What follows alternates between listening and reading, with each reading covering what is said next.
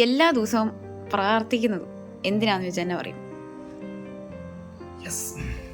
എല്ലാ ദിവസവും ഫുഡ് കഴിക്കുന്നത് എന്തിനാ? നമുക്ക് ഭക്ഷണം ആവശ്യമുള്ളതാണല്ലോ. നമ്മുടെ ശരീരത്തെ ശ്രദ്ധിക്കുന്നത് നമ്മൾ ഫുഡ് കഴിക്കുന്നു. എല്ലാ ദിവസവും പ്രാർത്ഥിക്കുന്നത് ഞാൻ എൻ്റെ ആത്മാവിനെ കൂടുതൽ ശ്രദ്ധിക്കുന്നതുകൊണ്ട് ഞാൻ പ്രാർത്ഥിക്കും. എൻ്റെ ആത്മാവിൻ്റെ ഭക്ഷണമാണ് പ്രാർത്ഥന. ഞാൻ പ്രാർത്ഥിക്കുന്നതനുസരിച്ച് എൻ്റെ ആത്മാവ് കൂടുതൽ മനുഷ്യൻ ഒരുവൻ തൻ്റെ ആത്മാവിൻ്റെ പകരമായി എന്ത് കൊടുക്കും? ഒരുവൻ ലോകം മുഴുവൻ നേടിയാൽ തൻ്റെ ആത്മാവ് നഷ്ടപ്പെട്ടാൽ അവൻ എന്ത് പ്രയോജനം? അപ്പോൾ ആത്മാവ് നഷ്ടപ്പെടരുത്. യാക്കോബിനകത്ത് ഒരു അതിനുണ്ട്, നമ്മൾ നിക്ഷേപിച്ചിരിക്കുന്ന ആത്മാവിനെ ദൈവം അസൂയയോട് അഭിലഷിക്കുന്നു. നമ്മൾ നിക്ഷേപിച്ചിരിക്കുന്ന ആത്മാവിനെ ദൈവം അസൂയയോട് അഭിലഷിക്കുന്നു.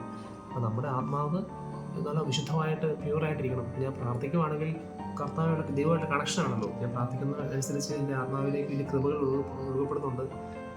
വിശ്വാസത്തോടൊപ്പം ദൈവത്തിൻ്റെ കൃപയും സ്നേഹവും എന്നിലേക്ക് കവിഞ്ഞൊഴുകി എന്നൊരു അതിനുണ്ട്, കവിഞ്ഞൊഴുകി. അപ്പം നമ്മളിങ്ങനെ പ്രാർത്ഥിക്കുന്നതനുസരിച്ച് ഈശോയുടെ സ്നേഹവും കൃപയും ഒക്കെ നമ്മളുടെ ഇങ്ങനെ കവിഞ്ഞൊഴുകുന്നുണ്ട്.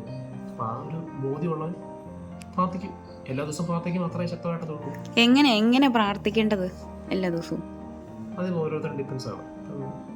ഞാൻ പ്രാർത്ഥിക്കുമ്പം ഞാനിങ്ങനെ കുറേ നേരം വചനം വായിച്ച് പ്രാർത്ഥിക്കും, സ്തുതിക്കും, ജോമാരുടെ രഹസ്യങ്ങളിൽ ചെല്ലും, ചിലപ്പോൾ എൻ്റെ ഇന്ദ്രിയങ്ങളെ ശുദ്ധീകരിച്ച് പ്രാർത്ഥിക്കും, അല്ലെങ്കിൽ കുറച്ച് ഈശോനെ ഇങ്ങനെ നിശബ്ദമായിട്ടിരിക്കും. ഓരോരുത്തർക്കും ഇഷ്ടമുള്ളവരെ പ്രാർത്ഥിക്കുക, ഇഷ്ടമുള്ളവരെ അവർക്ക് ഫീൽ ചെയ്യുന്നവരെ പ്രാർത്ഥിക്കുക. പിന്നെ ഒരു സ്ട്രക്ചർ ഉണ്ടെങ്കിൽ നല്ലതാണ്. സ്ട്രക്ചറൊക്കെ ആദ്യം നമുക്കൊരു സ്ട്രക്ചർ ഉണ്ടാവണം. ഈ സ്ട്രക്ചർ ആദ്യം ഉണ്ടായി കഴിഞ്ഞിട്ട് പിന്നെ പതുക്കെ നമ്മൾ നമ്മുടെ ഒരു ഫോമിലേക്ക് വരുന്നതാണ് നല്ലത്. എന്തായാലും നമ്മൾ ഈ പ്രാർത്ഥിക്കുക, ഒരു ബോധ്യം ഉണ്ടായിരിക്കുക. പ്രാർത്ഥിക്കുന്ന സമയത്ത് എൻ്റെ ആത്മാവ് ഇങ്ങനെ കൂടുതൽ ശക്തി പ്രാപിക്കുന്നുണ്ട്, എൻ്റെ ആത്മാവ് കൂടുതൽ ബലപ്പെടുന്നുണ്ട്. ആ ഒരു ബോധ്യത്തിൽ നമുക്ക് ഇരിക്കുന്നു. ആത്മാവ് ഇങ്ങനെ ശക്തി പ്രാപിച്ചുകൊണ്ടിരിക്കുകയാണ്. ആ ഒരു ബോധ്യത്തിൽ നമുക്ക് പ്രാർത്ഥിക്കുന്നുള്ളതാണ്. അപ്പം നമ്മൾ ഈ പ്രാർത്ഥന പോലെ അതിൻ്റെ പോലെ ആയിരിക്കുമല്ലേ ഈ എല്ലാ ദിവസവും കുർബാനയ്ക്ക് പോകണം, ജപമാല ചെല്ലണം എന്നൊക്കെ, വചനം വായിക്കണം എന്നൊക്കെ ഇങ്ങനെ പറയുന്നുണ്ടല്ലോ, ആൾക്കാർ കേൾക്കുന്നുണ്ട്. അപ്പം ഈ പ്രാർത്ഥിക്കുന്നത് ആ പ്രാർത്ഥനയുടെ ഒക്കെ ഘടകമായിരിക്കുമല്ലേ ഇതിങ്ങനെ ചെയ്യണം എന്നുള്ളത്? പ്രാർത്ഥിക്കുന്നതനുസരിച്ച് എൻ്റെ ഈശോയായിട്ട് എനിക്ക് ബന്ധം ഉണ്ടാവുമല്ലോ. ഈശോയായിട്ട് എനിക്ക് ബന്ധം ഉണ്ടാവും. അപ്പോൾ ബന്ധം ഉണ്ടാകുമ്പം ഞാൻ കൃത്യമായ വെളിച്ചത്തിലേക്ക് വരും. അപ്പം എനിക്ക് മനസ്സിലാവും, കൂതാശയുടെ ഇമ്പോർട്ടൻസ് മനസ്സിലാവും. ഞാനിങ്ങനെ ഈശോയുടെ ബന്ധമുണ്ട്. ആ ബന്ധം പോകാതിരിക്കാൻ വേണ്ടി, ബന്ധം കൂടുതൽ വളരാൻ വേണ്ടി, തെറ്റുകൾ പറ്റാതിരിക്കാൻ വേണ്ടി ഞാൻ കുമ്പസാരിക്കും.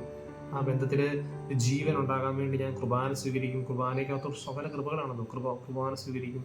ആ ബന്ധത്തിൽ കൂടുതൽ വളരാനും ഈശോയെ കൂടുതൽ അറിഞ്ഞ് വളരാനും വേണ്ടി ഞാൻ വചനം വായിച്ച് വചനം പഠിക്കും. അതിൻ്റെ അഭിഷേകം ഞാൻ സ്വീകരിക്കും.